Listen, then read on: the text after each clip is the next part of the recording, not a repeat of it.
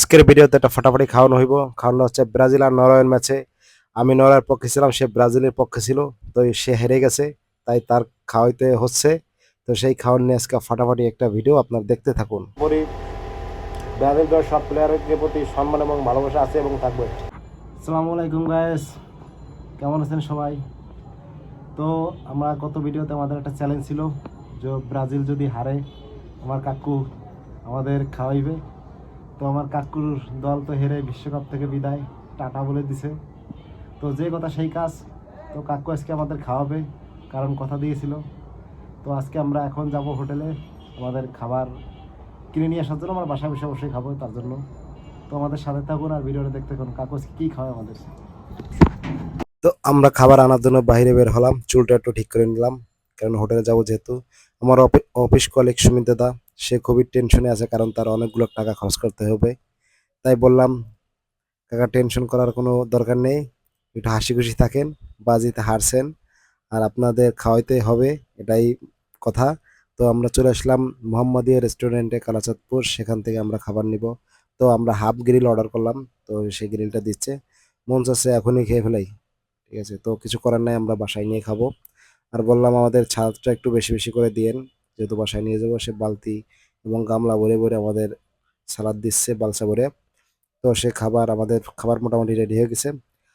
তো এই খাবারটা হচ্ছে একটা বাজি ছিল আমার অফিস কলিগ সুমিত দাদার সাথে।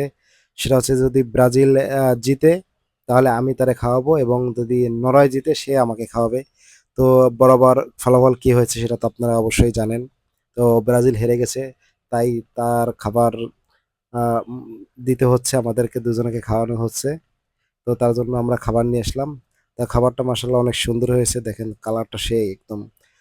তো ব্রাজিলের প্রতিটা প্লেয়ার এবং দলের প্রতি আমাদের ভালোবাসা আছে এবং থাকবে সব সময়, ঠিক আছে। আমরা ব্রাজিল দল দেশকে ভালোবাসি না, অবশ্যই তাদের খেলাটাকে ভালোবাসি। তো আপনারা যারা যারা ব্রাজিল সাপোর্টার আছে অবশ্যই এটা খারাপভাবে নেবেন না, কারণ এরা শুধুই একটা বিনোদনের জন্য আমরা এই চ্যালেঞ্জটা নিয়েছিলাম।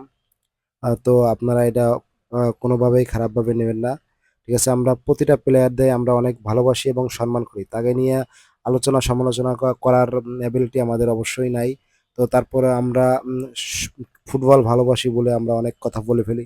যদি মনে করো যে আপনার উম, ভালো খেলে ভালো বলি, খারাপ খেললে খারাপ বলি, এটাই এক ধরনের ভালোবাসা। এনে কথা হচ্ছে কি, খাওয়ানোর ভিডিও বেশি ধ্যান দেবে না, দেখলে আপনাদের আবার পরাণ চাইতে পারে। তো আমরা খাওয়ান শেষ করি, তারপরে বাদ দেয় কথা হইব নাকি।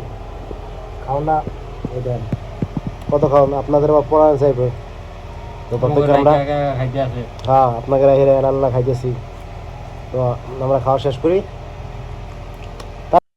তারপরে আবার খাওয়া শুরু করে দিলাম। সে হাড্ডি হুড্ডি সবাই খেলে আসছিল, আমার অফিস কলিগ সুমিত দাদা। তো সাথে আমিও তার দেখা দেখে বললাম যে যা আছে হাড্ডি হুড্ডি সবাই খেলাবো, কারণ দাঁত দিছে খাওয়ার জন্য, খাইতে হবে। আর যেহেতু ফ্রি খাবার, ফ্রি খাবার তো একটু বেশি বেশি খাইতে, কোনো কিছু ফালাইলেই লস, কোনো কিছুই ফালানো যাবে না। তো একবার চারটে চুটতে একবার হাবাইতের মতন খেয়ে ফেলালাম দুইজনে, দেখেন খালি করে লাইতে সব। তো আজকে বাদি বানবেন কতদিন? হুম হুম হুম বাসে থাকলে বাদি বানবেন না, বুঝলেন? ওপেন চ্যালেঞ্জ আপনার সাথে আবার হুম কালকে 26 বিশ্বকাপ আইতে আইতে, মানে 30 বিশ্বকাপ আইতে আইতে ভুলে দেবেন।